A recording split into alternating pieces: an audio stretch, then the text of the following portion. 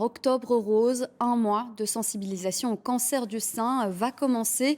Une maladie qui touche 11 000 nouvelles femmes chaque année en Belgique. C'est l'équivalent de 30 par jour. Alors évidemment, elles sont les premières victimes, mais leur entourage souffre aussi, sans toujours pouvoir le montrer. Et face à la maladie, les liens familiaux ont tendance à se resserrer. Reportage d'Éric Berger, Jérémy Dessal et Éric Bévert.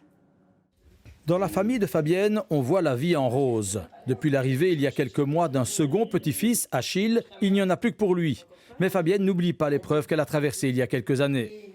Il n'y a rien à faire quand on vous dit vous avez le cancer. Le mot cancer est lié au mot mort. C'est la première chose que moi j'ai ressentie. Et puis de devoir protéger ses enfants et de garder la force de dire mais écoutez, ça va aller, vous allez voir. Et c'est pas du tout de ta faute, c'est pas du tout. Et maman, elle est là pour vous et tout. Donc voilà. Ça a été assez dur. Ses filles, Adeline et Émilie, avaient quelques années de moins. Elles ont réagi de manière très différente. J'aime pas trop exprimer mes émotions et donc je me suis un peu renfermée sur moi-même pour pas montrer à ma maman que j'étais triste et pour essayer qu'en gardant mon sourire, elle sourit aussi et on dit toujours le moral aide à la guérison, donc que ça puisse l'aider aussi. Moi ça a été beaucoup plus extériorisé. J'étais toute fine, j'ai pris beaucoup de poids.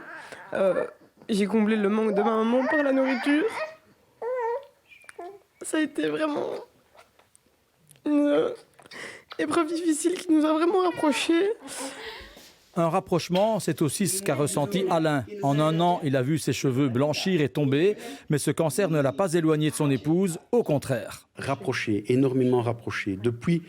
Depuis que mon épouse a eu ça, c'est incroyable ce que ça nous a encore plus soudés qu'avant. On a souffert et maintenant on revit différemment. Et maintenant on profite, on essaye de faire beaucoup plus de choses ensemble qu'auparavant.